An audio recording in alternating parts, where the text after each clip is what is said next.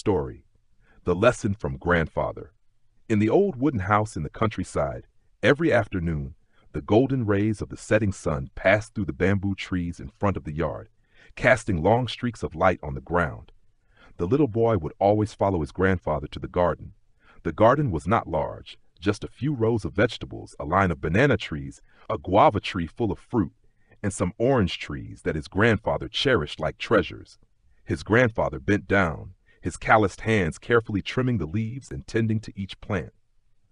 The boy sat beside him, wide-eyed, watching every movement. Sometimes his grandfather looked up, eyes full of kindness, and slowly said, "My child, when eating fruit, remember the one who planted the tree.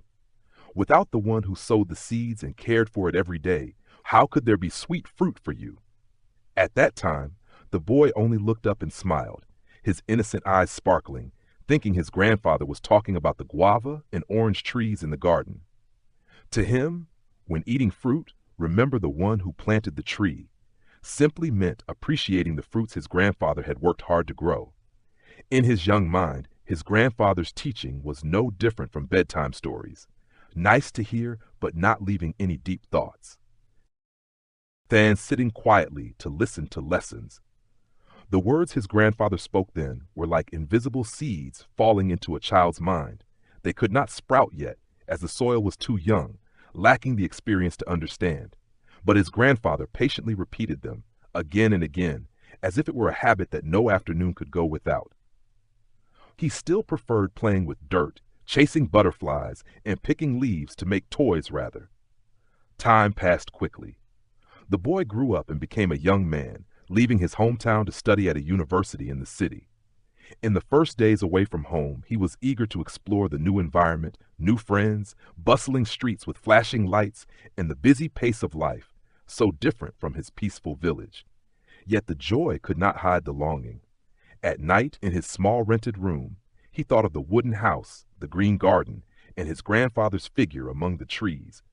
On days when meals at the dormitory were too plain, he remembered the simple family meals back home, filled with love. On days when he was exhausted from heavy studies, he could almost hear his grandfather's warm, steady voice. When eating fruit, remember the one who planted the tree. Gradually, he began to understand. Every achievement he gained did not come only from his own effort, but also from many unseen hands that supported him. It was his parents who had worked hard to raise him, his teachers who guided him, his friends who stood by him. Every sweet fruit on his journey of growing up was tied to the efforts of those who came before. When he realized this, his heart filled with gratitude. The lesson, once thought to be just his grandfather's casual words, had now become a guiding principle, lighting his path in the unfamiliar city. Then came the day he left university, carrying his dreams into the world. The big city opened before him with countless opportunities but also endless challenges. His first job was not easy. Colleagues competed fiercely and pressure weighed heavily on him. Sometimes he felt lost in the rushing crowd, unsure where to turn.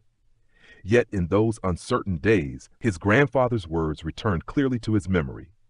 When eating fruit, remember the one who planted the tree.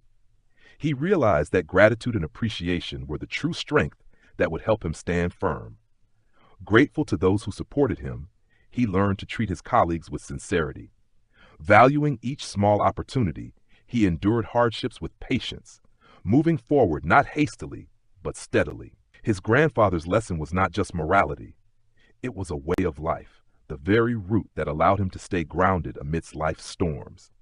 Years passed. The boy of the past had now become a father. On quiet afternoons, as he walked with his child under the shade of green trees, he retold the story of his grandfather. The old teaching, when eating fruit, remember the one who planted the tree, was now passed on to a new generation. He understood that this lesson was not just a memory, but a red thread connecting family, linking the past with the present. A simple teaching, yet forever the foundation for his child to learn to live with gratitude and kindness. Final message. The teachings of the ancients may sound simple, but they are the lamps that illuminate life today. Times may change, but the value of gratitude and remembering our roots will remain forever.